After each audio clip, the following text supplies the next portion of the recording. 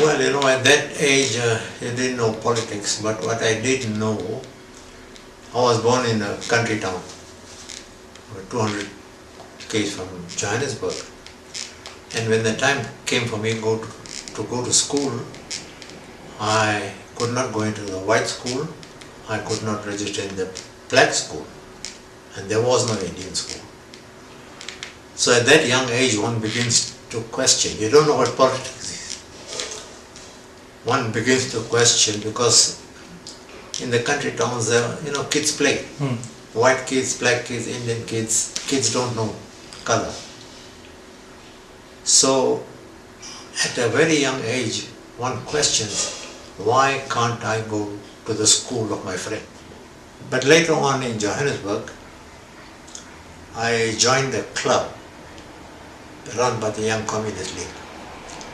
And youngsters like films and picnics and so forth, so I got drawn into the club and via the club into the Young Communist League at about 12 years old. So, and from then once I didn't look backwards. It just went on and on and on.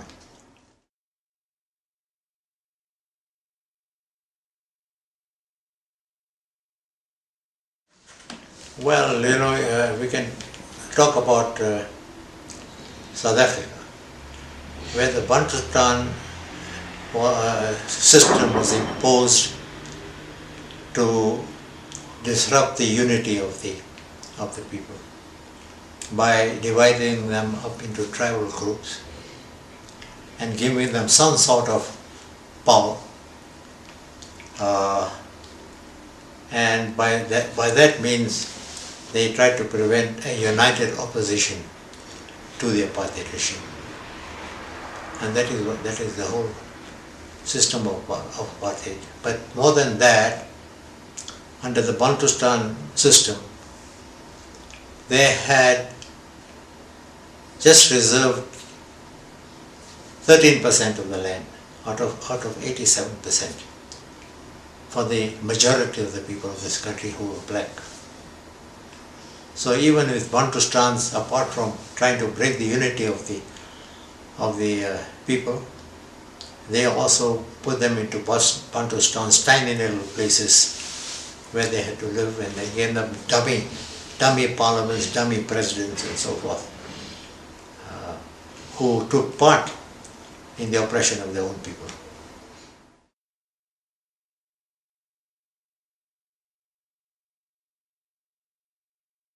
Before I visited Palestine last year, I had heard about the experiences of people, but then we saw it ourselves.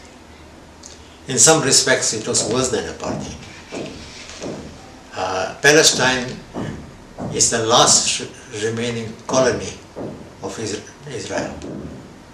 Israel even controlled the water of Palestine, let alone their military presence in Palestine. But then we had a situation which we didn't experience even in apartheid. We didn't have roads that were for whites only. And in Israel, in Palestine, you've got that. In the West Bank, the Israelis have imposed that. We didn't have checkpoints with machine guns all over the show. We didn't have illegal settlements of people as it's happening in the West Bank.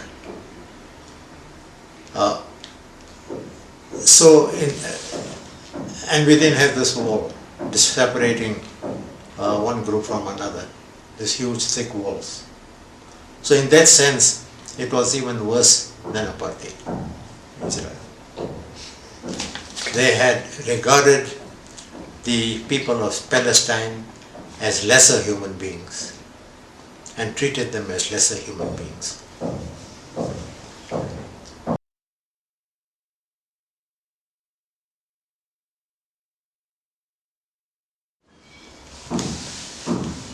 International solidarity is extremely important because through international solidarity under apartheid, we managed to isolate apartheid South Africa more and more in different fields, sports, culture, and eventually people started, some businesses started moving out of South Africa. So and then the international solidarity made it uncomfortable for white South Africans to go abroad. They're uncomfortable and they had to hide their passports, to hide the fact that they're South Africans. So apart from that, international solidarity, by these means, when we also embarked on the next form of the struggle, again we had support from some countries outside of South Africa. And that, international solidarity was one of the factors that brought us our democracy.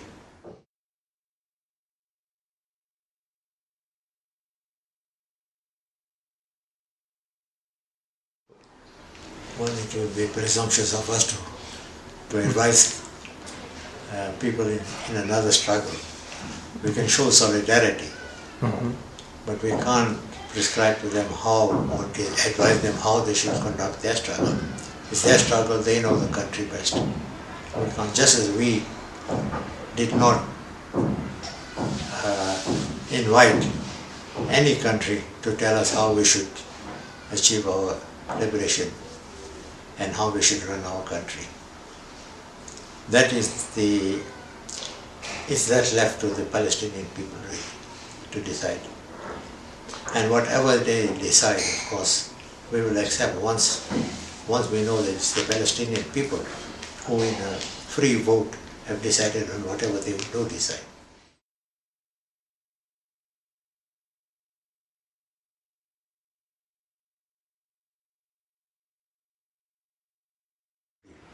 But he went further in the presence of one of the American presidents. Some media person raised this question of solidarity with these countries, with Cuba, because what had happened is after he became president, or rather when he came out of prison, he was advised by this American president that we must break our ties with the PLO, with Cuba, and with Libya. So Madiba's reply was, when we came to you, that is the Western countries, for aid, we were called terrorists. We were called terrorists. These are our allies. It will be ungrateful and immoral of us now to say, we have achieved our freedom, thank you very much for what you have done. And that ends. It will be immoral. And that is in pursuance of this speech of his statement, that we should never regard ourselves as free until the people of Palestine are free.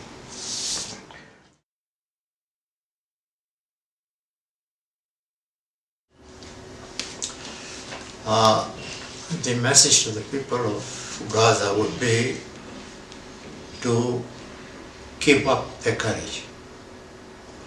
Things may look dark now, same as our country. If somebody had said 20 years ago, 20 years before 94, that we'll be having our freedom, they'd have thought we are mad. So what I'm saying is that we faced great odds here, and nobody would have believed that we are going to achieve our freedom. So a just cause never loses. It's a question of time. People of Gaza have been struggling very bravely, also against Israeli oppression. Yet they must remember, and we admire their spirit. They are proud people who have not accepted defeat. And we know that they've got the courage and the will to continue whatever struggle they can resort to see that in the end justice prevails.